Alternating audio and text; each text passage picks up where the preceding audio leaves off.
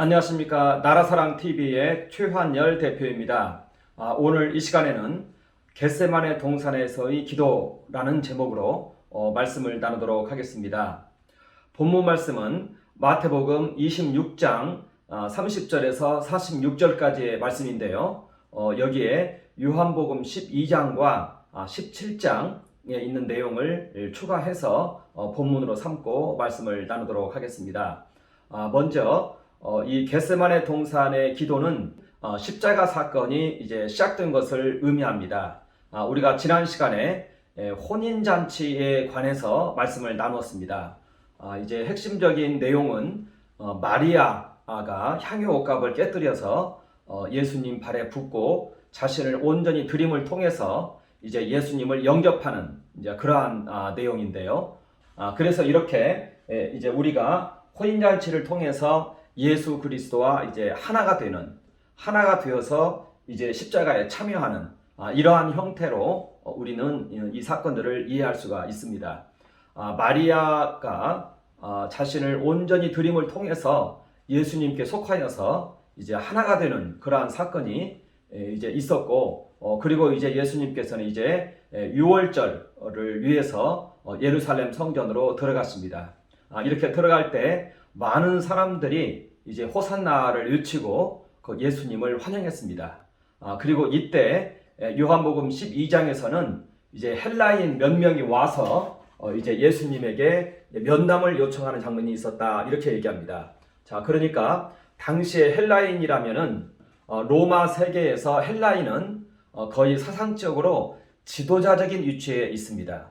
알렉산더 대왕이 이 모든 일대를 다 정복하고 거기에 헬라 철학자들을 전부 심었습니다. 그래서 알렉산더 대왕이 당시에 그 모든 지역을 그리스 철학으로 사상적 세계를 통일시켰던 것입니다. 그리고 이 유산을 고스란히 로마는 이어받았습니다. 그러니까 모든 지역에서의 선생들은 전부 헬라인인 것입니다. 그리스인이라는 얘기죠. 당시에 교과서적인 역할을 이제 헬라 철학이 했던 것입니다.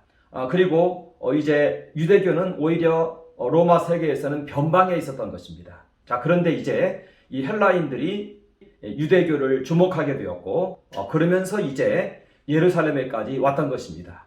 그런데 이제 이 예루살렘에 그리스도라고 하는 자가 입성을 하는 것입니다. 그래서 헬라인들은 예수 그리스도의 제자 빌립을 통해서 이제 예수 그리스도와의 면담을 요청했던 것입니다. 그것이 이제 요한복음 12장에 나타나 있습니다. 그러니까 마리아가 온전히 향유 옥합을 깨뜨려서 주님 발에 붓는 사건도 12장에 나타나 있고요. 그리고 그와 이어서 예수께서 예루살렘 성에 입성하실 때 많은 사람들이 환호를 했고, 이때 헬라인들이 와서 이제 예수 그리스도께 면담을 요청했던 것입니다. 그것이 이제 바로 이어서 나타납니다. 자, 그런데 요한복음 12장에 나타난 이 사건은 예수 그리스도께서 십자가 사건이 무엇인지에 대한 전체적인 설명, 그 본질을 말하고 있습니다. 그러니까 요한복음 12장에 나타나 있는 예루살렘 성에 입성해서 곧바로 이제 하신 이 말씀, 요한복음 12장에 있는 이 말씀이 어떻게 보면 십자가 사건 전체에 대한 그 본질을 설명하고 있는 말씀이다. 우리는 그렇게 좀 이해를 하면 되겠습니다. 이 시간에는 이 부분을 이렇게 깊이 있게 많은 시간 다루지는 않고요. 그냥 간략하게 그 주제만을 얘기하고자 합니다. 예수님께서는 이렇게 헬라인 몇이 와서 면담을 요청했을 때 예수께서는 때가 이르렀다고 이제 그 판단을 한 것입니다. 말하자면 자신의 이 십자가 사건이 이제는 모든 사람에게 전파될 수 있는, 알려줄 수 있는 그러한 계기가 이제 헬라인들이 찾아옴을 통해서 이루어졌다고 본 것입니다. 요한복음 12장 23절에서 33절까지의 이제 긴 내용이 이제 한편의 그 예수님의 그 설교가 되는 것입니다. 이 설교는 이제 십자가 사건에 대한 본질을 설명하는 그 내용입니다. 오늘은 여기에 대해서 깊이 있게 많은 시간을 할애하지는 않고 간단히 이 십자가 사건의 본질만 얘기하고 그러고 이제 겟세마네 동산의 기도로 나아가는 그러한 모습을 보도록 하겠습니다. 여기에 있는 내용을 보면은요, 헬라인 몇이 와서 이제 빌립에게 예수님 면담을 요청합니다. 그러자 예수님께서 이제 들으시고 인자가 영광을 얻을 때가 왔도다 이렇게 얘기합니다. 여기에서 이제 영광이라는 단어가 이 본문에 4번 정도 출연합니다. 그리고 예수님께서 영광이라는 용어를 쓸 때는 굉장한 의미를 가지고 있습니다.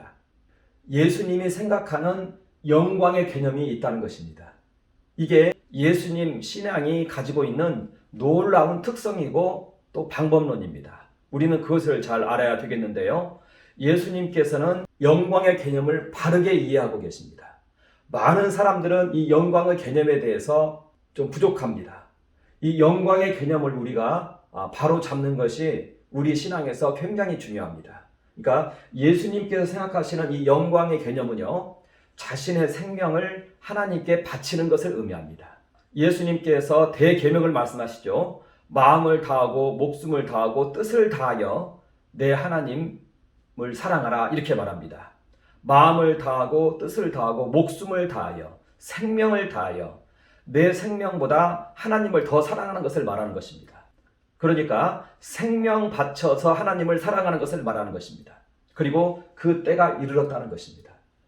이 영광에 대한 이 개념은 예수님은 무엇이 하나님의 영광인가? 여기에 대해서 우리는 다른 개념을 가지고 있을 수가 있어요. 어떤 사람들은 하나님의 큰 능력이 나타나는 것, 그래서 많은 사람들이 이것을 보고 놀라는 것, 이렇게 사람들은 흔히들 생각합니다. 그런데 예수님이 가지고 계신 영광의 개념은 그런 개념이 아닙니다. 바로 내 자신이 목숨을 다하여 하나님을 사랑하는 것, 내 목숨을 하나님께 드리는 것, 나보다 하나님을 더 사랑하는 것, 내 소유, 소득, 사업장, 인생보다 하나님을 더 사랑하는 것, 이것이 영광의 개념입니다. 그래서 이 영광의 개념을 한 번 더 발전을 시키면은요, 많은 사람들이 세상의 이 재리의 유혹과 염려와 근심 속에 빠져 있습니다.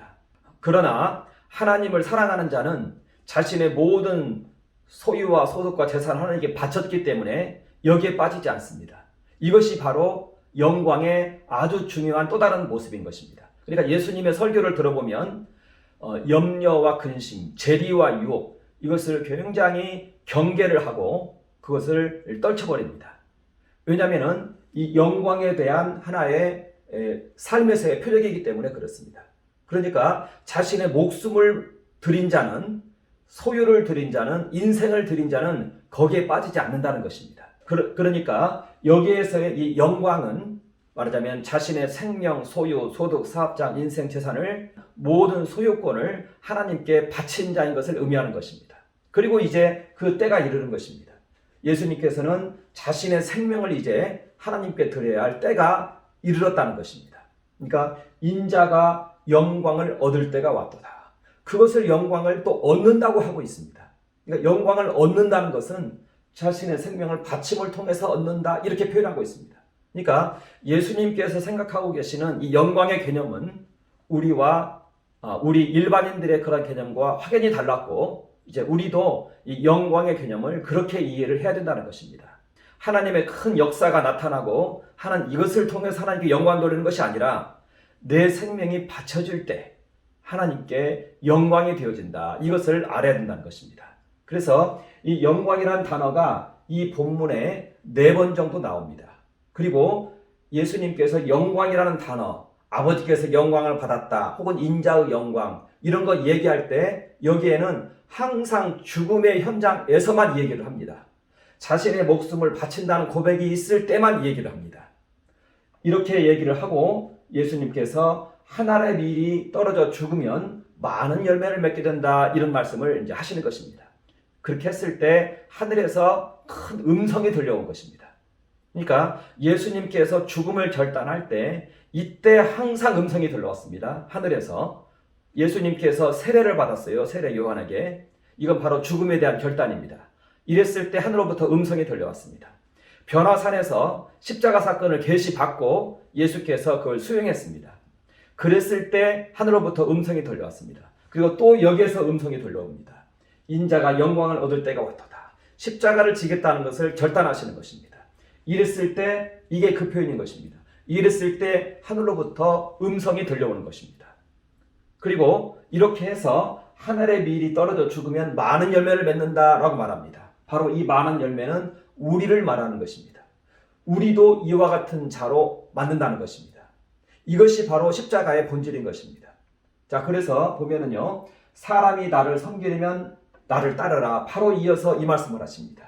그리고 하늘의 밀이 땅에 떨어져 죽으면 많은 열매를 맺으리라. 같은 얘기인 것입니다. 우리도 이와 같이 나아간다는 것입니다. 말하자면 십자가는 주님과 함께 우리의 생명을 바치는 그러한 장소라는 것입니다. 이제 겟세마네 동산의 기도는 바로 이 십자가 사건의 초입 부분에 해당되는데요. 여기에서부터 우리는 주님과 함께 하는 것입니다. 이 겟세마네 동산의 기도를 통해서 이제 십자가 사건이 시작된다는 것입니다. 그러니까 여기부터 우리는 참여를 함께 해야 되는 것입니다. 그래서 십자가 사건에 참여하기를 원하는 사람들은 여기에서부터 함께 참여를 해야 된다는 것입니다. 겟세마네 동산의 기도가 이제 마태복음 26장에 나타나 있는데요. 여기에서 보면은 겟세마네 동산의 기도와 관련해서 함께라는 용어가 계속적으로 출현합니다. 그러니까 마태복음 26장 30절에서는 이에 그들이 찬미하고 감람산으로 나아가니라 해서 이제 그들이 함께 이제 감람산으로 나아가는데요. 이 감람산이 바로 이 영광의 장소인 것입니다. 궁극적으로. 자, 그랬을 때 26장 36절에 보면은요. 겟세마네 동산에 이르렀을 때 제 아들과 함께 겟세마네라 하는 곳에 이르러 이렇게 얘기합니다. 여기도 보면은요. 함께라는 표현이 이렇게 나타나 있습니다. 그리고 이제 또 나와 함께 깨어 있으라 이렇게 얘기합니다. 여기서도 보면은 함께라는 표현이 나옵니다. 나와 함께 깨어 있으라. 자, 그리고 또 기도할 때 주님께서 제자들에게 베드로, 요한, 야고보에게 와서 너희가 나와 함께 한 시간도 이렇게 깨어 있을 수 없더냐 이렇게 얘기합니다. 또 함께라는 표현이 나타납니다. 그리고 마지막에 보면은 일어나라 함께 가자 이렇게 얘기합니다. 함께라는 표현이 이 짧은 본문에 4번 정도 반복해서 나타납니다. 그리고 중요한 장면이 이렇게 바뀔 때마다 계속 함께라는 표현이 나타난다는 것입니다. 그러니까 이 겟세마네 동산의 기도에 주님과 함께 그 기도 속으로 들어간다는 것입니다. 이것이 바로 하늘의 밀이 많은 열매를 맺는 그런 하나의 그 노하우인 것입니다. 그리고 사람이 나를 섬기려면 나를 따르라 이렇게 말합니다. 함께 이 겟세마네 동산의 기도 현장 속으로 우리가 들어간다는 것입니다. 그래서 한번 살펴보면요. 제 아들과 함께 겟세마네 동산에 이제 이르렀습니다. 그래서 마태복음 26장 30절을 보면은 이제 6월절 강화를 마치고 이에 그들이 찬미하고 감람산으로 나아가니라 이렇게 말하고 있습니다. 그리고 이 다음에 이어지는 그런 본문이 있는데 그것은 이제 베드로가 제가 끝까지 주님과 함께 하겠습니다 이렇게 얘기합니다. 그러자 예수님께서 오히려 내가 목자를 치리니 양들이 흩어지리라 이 말씀을 통해서 내가 3번 나를 부인하리라 이 말씀을 사실 하십니다. 여기서는 지금 생략을 좀 했는데요.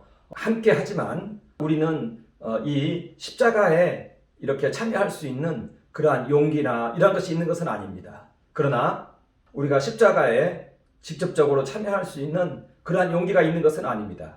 우리는 이 마음으로 그런데 우리는 현실적으로 연약합니다. 예수께서는 여기에 대해서 성령으로 이것을 행한다 이렇게 말하고 있습니다. 어떤 부자 청년과의 대화 속에서 주님께서는 그렇게 얘기를 했습니다. 이제 겟세마네 동산에 이렇게 이르렀습니다. 이때 제자들과 함께 겟세마네라 하는 곳에 이르러 제자들에게 내가 가서 기도할 동안 너희는 여기 앉아 있으라 이렇게 얘기를 합니다. 이제 겟세마네 동산에 이 제자들과 함께 이르렀습니다. 이때도 이제 함께라는 표현을 쓰고 있습니다. 자, 그리고 이제 예수께서는 베드로와 요한과 야고보를 따로 데리고 또 좀 나아가십니다. 자, 그러면서 내 마음이 매우 고민하여 죽게 되었으니 이때부터 예수님께서는 이 십자가를 깊이 인식을 하신 것 같습니다. 그러면서 너희는 여기 머물러 나와 함께 깨어 있으라 이렇게 말합니다. 그러니까 나와 함께 깨어 있으라 이렇게 말합니다.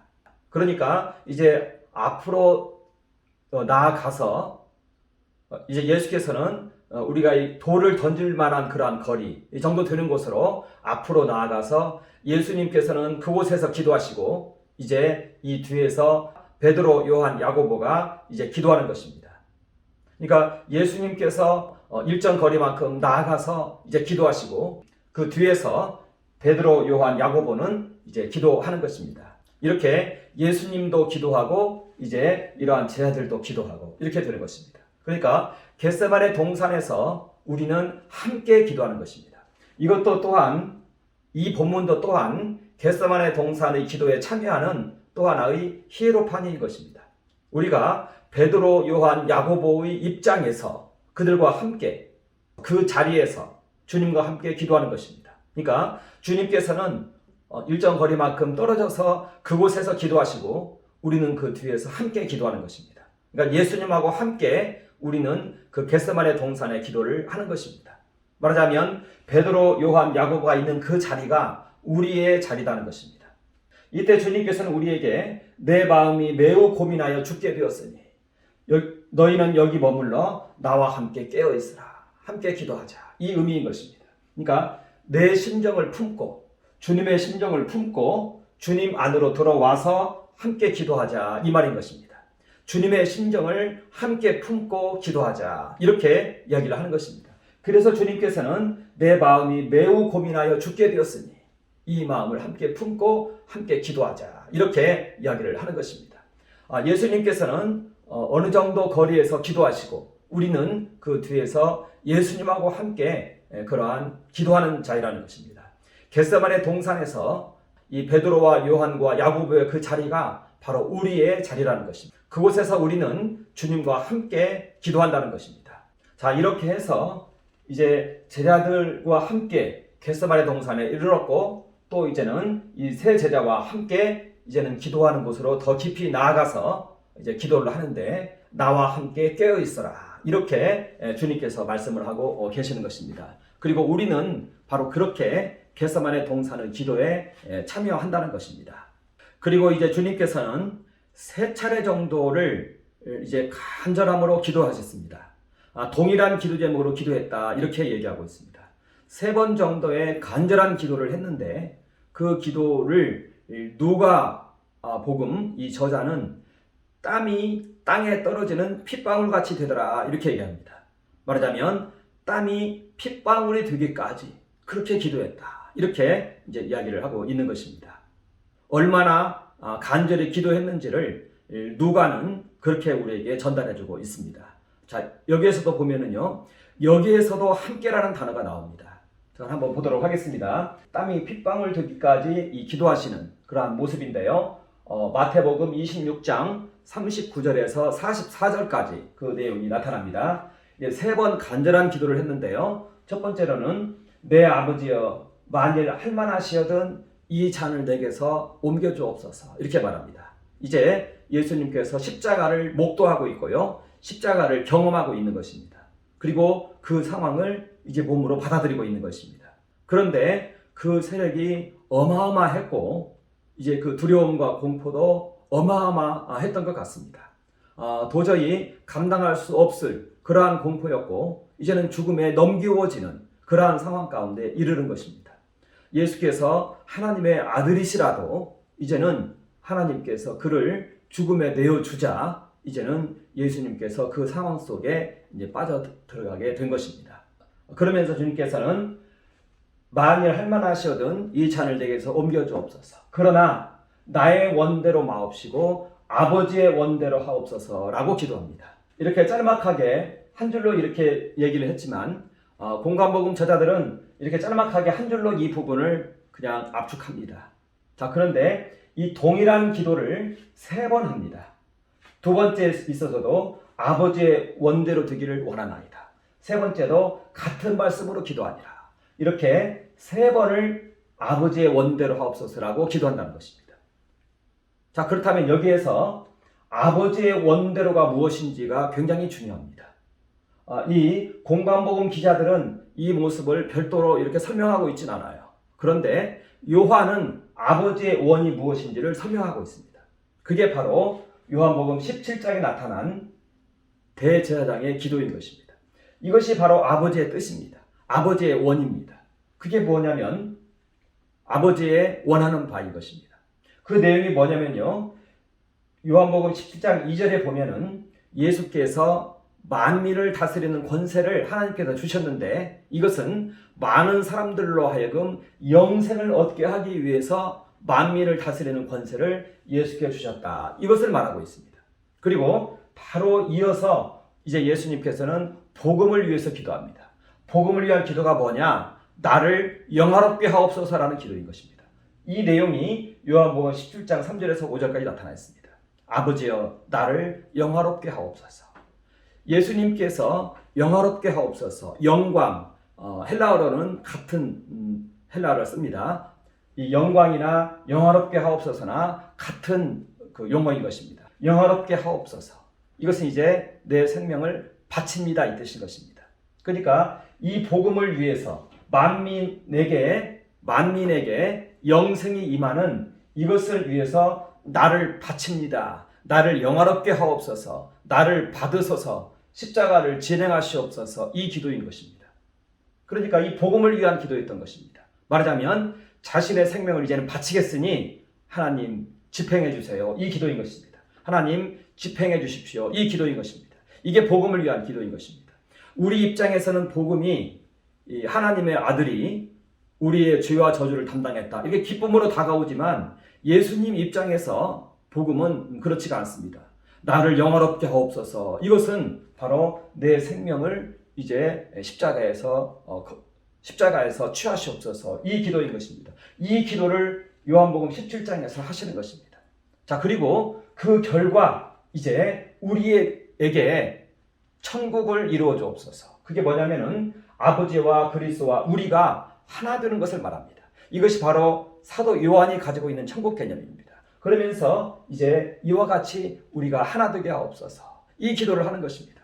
이게 대제사장의 기도인 것입니다. 이게 아버지의 뜻인 것입니다. 이것이 여기서 있는 아버지의 원대로 하옵소서 이렇게 되는 것입니다. 자, 그러니까 여기에서의 이 아버지의 원대로 하옵소서 이것은 바로 우리를 위한 기도였던 것입니다. 우리를 이와 같이 아버지와 그리스도와 우리가 거처를 함께하는 이것이 바로 아버지의 원이고 이것이 여기에 이렇게 나타나 있다는 것입니다. 그러니까 겟세마네 동산에서의 이 기도는 바로 우리를 위한 기도였다는 것입니다. 바로 나를 위한 기도였다는 것입니다. 그런데 여기에서 이 기도를 주님께서 어떻게 하시느냐? 누가복음 22장 43절에서 44절까지에서는 이렇게 나타나 있습니다. 천사가 하늘로부터 예수께 나타나 힘을 더하더라. 그러니까 천사가 하늘로부터 예수께 나타나 힘을 더하더라. 이렇게 말하고 이어서 예수께서 힘쓰고 애써 더욱 간절히 기도하시니 땀이 땅에 떨어지는 핏방울같이 되니라. 이게 바로 이 세 번 간절한 기도에 하시는 예수님의 그 모습이라는 것입니다. 그러니까 이 세 번 간절한 기도를 주님께서 하고 계시는데 그 모습은 어떻게 기도하셨냐? 땀이 땅에 떨어지는 핏방울같이 되기까지 그렇게 기도를 했다는 것입니다. 말하자면 이와 같이 땀이 땅에 떨어지는 핏방울같이 되는 그러한 기도를 주님께서는 자기를 위한 기도인 것 같이 보이지만 그러나 사실은 아버지의 원대로 되옵소서라는 그것을 이루기 위해서 이렇게 기도했다는 것입니다. 그러니까 아버지의 원대로 하옵소서, 아버지의 뜻대로 하옵소서. 이것은 바로 우리의 구원이고 바로 내가 여기에 있다는 것입니다. 바로 이 기도는 나를 위한 기도였다는 것입니다. 우리를 위한 기도였다는 것입니다. 이게 아버지의 뜻이었다는 것입니다. 바로 이 땀방울이 핏방울이 되기까지 하는 이 기도의 모습은 바로 나를 위한 기도였다는 것입니다. 우리를 위한 기도였다는 것입니다. 그러면서 제자들에게 이렇게 말합니다. 너희가 나와 함께 한 시간도 이렇게 깨어있을 수 없더냐. 여기에서 또 함께라는 말이 나옵니다. 말하자면 땀이 핏방울이 되기까지 하는 그 기도 현장 속으로 들어오라는 얘기인 것입니다. 그와 같이 함께 기도하자는 얘기인 것입니다. 말하자면 그것이 바로 함께라는 의미라는 것입니다. 물론 제자들은 여기에 대해서 감당하지 못하고 너무 이 영적인 그것이 커서 이제 졸음이 쏟아져서 감당을 못합니다. 그럼에도 불구하고 우리는 주님과 함께 이 현장에 참여한다는 것입니다. 이 예수님의 몸속으로 들어간다는 것입니다. 예수님께서 땀이 핏방울이 되기까지 기도하는 그 현장 속으로, 그 몸 속으로 우리가 들어간다는 것입니다. 그렇게 해서 함께 기도한다는 것입니다. 이것이 바로 여기에 나타나 있는 함께의 의미인 것입니다. 우리가 예수님 몸 안으로 들어가서 예수님과 함께 그와 같이 기도한다는 것입니다. 이게 겟세마네 동산 기도의 히에로팜입니다. 이 본문 속으로 우리는 들어가는 것입니다. 그리고 이 본문을 통해서 예수님의 몸 안으로 들어가서 예수님과 함께 땀이 핏방울이 되기까지 기도하시는 그 주님과 함께 한다는 것입니다. 우리는 아침마다 기도할 때 이 안으로 들어가야 됩니다. 그리고 이 안으로 들어가서 주님과 함께 기도하는 것입니다. 한동안 기도를 하는 것입니다. 예수님께서는 땀이 핏방울이 되기까지 하신 그 기도가 결국은 아버지의 뜻대로 하옵소서를 위한 기도였는데 아버지의 뜻은 바로 우리의 이러한 구원이었다는 것입니다. 자신이 십자가를 짐을 통해서 우리에게 하나님과 그리스도와 우리가 하나가 되어지는 이것을 위해서 주님은 기도했다는 것입니다. 그렇기 때문에 우리는 이 현장 속으로 들어갈 수 있다는 것이고 들어와야 한다는 것입니다. 주님께서는 계속해서 함께라는 그러한 말씀을 하고 계신다는 것입니다. 나와 함께 기도하자. 내 안으로 들어오라. 내 몸 안으로 들어오라. 하면서 주님의 그 기도에 함께하길 원하고 주님의 그 기도에 이제 속하여 있기를 원한다는 것입니다. 주님의 마음으로 주님의 입술로 이 겟세마네 동산의 기도를 우리도 함께 드린다는 것입니다. 땀이 땅에 떨어지는 핏방울같이 되리라 라는 이 본문 속으로, 이 현장 속으로, 이 주님의 몸 속으로 우리가 들어가서 주님과 함께 기도한다는 것입니다. 이것이 바로 겟세마네 동산의 기도의 그러한 본질인 것입니다. 그리고 이제 기도가 다 끝났습니다. 제자들은 이 영적인 너무 큰 이러한 사건에 대해서 감당하지 못하고 이제 있습니다. 이러고 있을 때 주님께서 오십니다. 그러면서 이제 자기 자신을 잡는 무리들이 가까이 왔음을 알고 이제 말씀하십니다. 여기에서도 또 일어나라, 함께 가자 이렇게 말합니다. 함께 가자고 또 얘기합니다. 이때 가는 곳은 이제 십자가인 것입니다. 함께 가자. 계속해서 주님께서는 제자들에게 함께 가자, 함께 기도하자 이렇게 얘기하는 것입니다. 우리는 이렇게 해서 십자가에까지 참여하는 것입니다. 이것이 바로 영광의 자리이고 십자가에 우리는 함께 참여하는 것입니다. 말하자면 이 영광의 자리에 함께 참여한다는 것입니다. 주님과 함께 우리의 생명을 하나님께 바친다는 것입니다. 물론 이 일을 주님께서 하십니다. 우리는 베드로처럼 주님을 부인하는 자이고 마음은 원이지만 이러한 현실들이 눈앞에 펼쳐졌을 때 우리는 어찌할 바를 몰라 합니다. 마치 어떤 부자 청년이 예수님께 나왔을 때 예수님께서 그럽니다. 내 모든 소유를 팔아 가난한 자들에게 나눠주고 나를 쫓으라 그럽니다. 그러니까 부자 청년이 혼미백산에서 이제 돌아갑니다. 이러고 있을 때 베드로가 아니 어떻게 그런 일을 할 수가 있겠습니까? 구원 얻는 것이 낙타가 바늘귀 들어가는 것보다 더 어렵겠습니다. 이렇게 말하자 주님께서는 성령으로 한다고 합니다. 그러나 성령께서는 이와 같은 일을 한다 이렇게 말하는 것입니다. 우리도 주님과 함께 십자가에 참여하는 것을 우리 인간의 의지로는 못합니다. 그러나 성령께서 그 일을 하시는 것입니다. 우리는 우리의 생명을 하나님께 바친다는 결단을 했을 때 그리고 내 삶을 이와 같이 결정하고 영광의 개념을 이와 같이 삼았을 때 이제는 성령께서 우리를 그 자리로 인도하신다는 것입니다. 그리고 이렇게 십자가 안에서 우리를 온전히 드린 자는 세상의 죄의 유혹과 그리고 염려와 근심을 능히 이기는 자가 된다는 것입니다. 그리고 이것을 이기는 그곳에 하나님의 나라가 임한다는 것입니다. 우리 마음에 이루어지는 진정한 평안은 바로 이 두 문제를 해결해야만이 마음의 평화가 오는 것입니다. 재리의 유혹 그리고 염려와 근심 이 두 개를 해결한 자만이 이 세계 속에서 평안을 유지할 수가 있습니다. 그 안에 하나님의 나라가 임한다는 것입니다. 십자가는 이와 같이 우리를 하나님께 온전히 올려드리게 하고 우리 마음에 진정한 평화, 의와 평강과 희락의 하나님 나라를 베푸는 그러한 그 현장이라는 것입니다. 감사합니다. 잠깐 한번 기도하겠습니다. 하나님 우리 아버지 경배합니다. 찬양합니다. 주님께서는 자신의 생명을 하나님께 바치는 것을 영광이라고 말씀하고 있습니다. 그리고 우리도 그리로 와서 함께 하자고 말씀하십니다. 그리고 우리와 함께 겟세마네 동산으로 향하십니다. 우리도 겟세마네 동산에 참여하여 주님께서 땀이 땅에 떨어지는 핏방울같이 드니라라고 하였는데 우리가 또 여기에 참여합니다. 이 안에서 주님과 함께 우리를 온전히 하나님께 바치며 기도합니다. 주님의 그 겟세마네 기도의 동산의 현장에 제가 이와 같이 참여합니다. 아침마다 주님의 이 몸 안에 참여합니다. 이 길을 우리에게 열어주시고 아침마다 이 자리에 참여하여서 주님과 함께 하나님께 기도하는 우리 되게 하여 주시옵소서. 감사합니다. 예수님 이름으로 선포하며 기도합니다. 아멘.